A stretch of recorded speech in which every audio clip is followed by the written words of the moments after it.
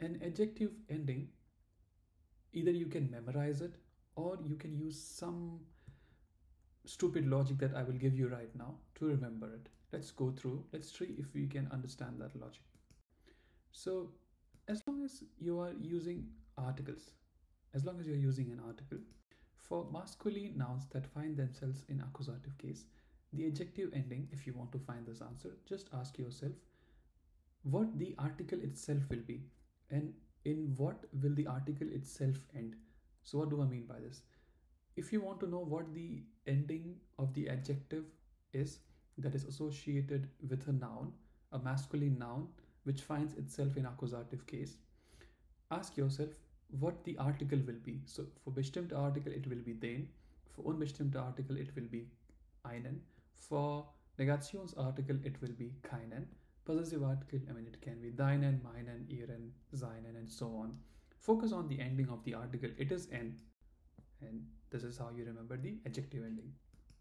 Let's talk about nouns, plural nouns, or let's talk about nouns that find themselves in dative or genitive case. For all these three scenarios, the adjective ending is also n. So how do you remember this? Just tell yourself dative, genitive, plural, adjective ending n.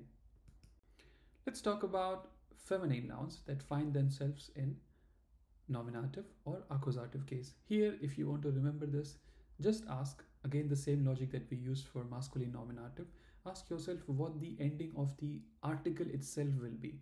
So, bestimmte article for feminine noun in nominative as well as accusative, it is die. So, the ending alphabet is a. I mean, in English, a in German. Same applies here. For unbestimmte article, it will be einer, einer. For Negationsartikel, it will be keine, keine. Possessive article also meine, deine, and so on. So this is how you remember the adjective ending for feminine is a. Let's talk about masculine nouns that find themselves in nominative case. Now here, the adjective ending, you have to remember two things. Either you can just simply remember it that it is a for bestimmte, and for other scenarios, it is er. When I say other scenarios, as long as you're using articles. Okay, so for other scenarios, it is er. Now, you can just remember this, or you can just use a reverse logic of the logic that we used before. So here, if I ask you what the bestimmte article is for masculine noun in accusative case, you will say it is there. Just remember this there, and when the adjective finds itself after a bestimmte article, the sound of er is already there. So the sound of er is already there in the bestimmte article. So you remove the sound of er and the e is there.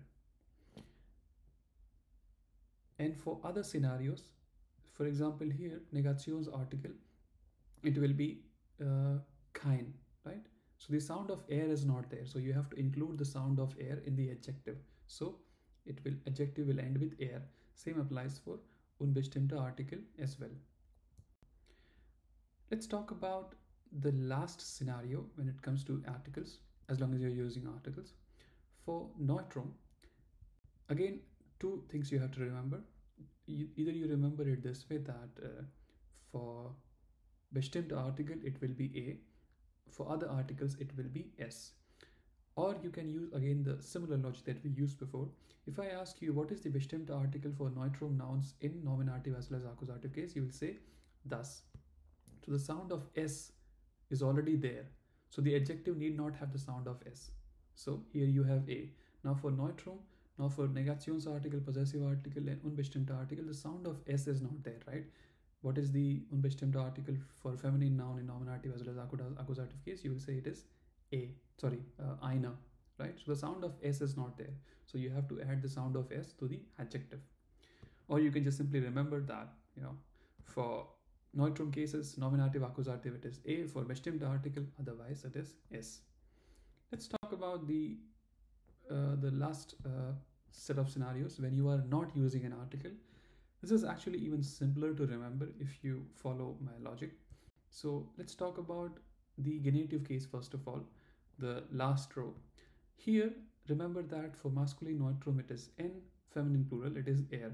Now if you remember this, Then for the other three scenarios, nominative, accusative, and dative, if you want to remember the adjective ending, just ask yourself what the ending of the bestimmt article will be if there was an article over here. So, and that's how you remember the adjective ending. Thank you very much for listening.